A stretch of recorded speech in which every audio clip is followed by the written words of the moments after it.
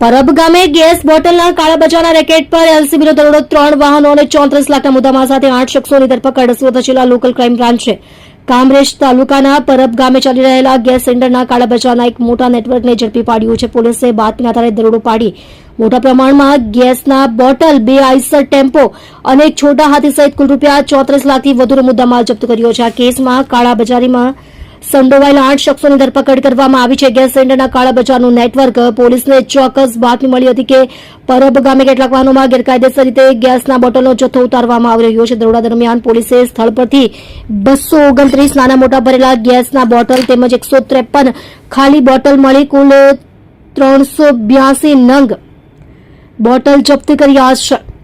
આ જથ્થો 2 Eicher tempo અને એક છોટા હાથીમાં ભરેલો હતો. મહારાષ્ટ્ર કનેક્શન અને મોડસ ઓપરેન્ડી પોલીસ તપાસમાં બહાર આવ્યું છે કે પકડાયેલા આરોપીઓ મહારાષ્ટ્રના પાલઘર ખાતે આવેલી કોન્ફિડન્સ પેટ્રોલિયમ ઇન્ડિયા લિમિટેડ નામની કંપનીમાંથી આ બોટલ ભરીને આવ્યા હતા. આ જથ્થો તેઓ કામરેજના વેલેન્ચા અને ભરૂચના અંકલેશ્વર વિસ્તારમાં ગેરકાયદેસર રીતે સપ્લાય કરવાના હતા. સસ્તા દરે ગેસ લાવી તેને ઊંચા ભાવે કાળા બજારમાં વેચવાનું આખું નેટવર્ક છેલ્લા કેટલાક સમયથી સક્રિય હોવાની આશંકા છે.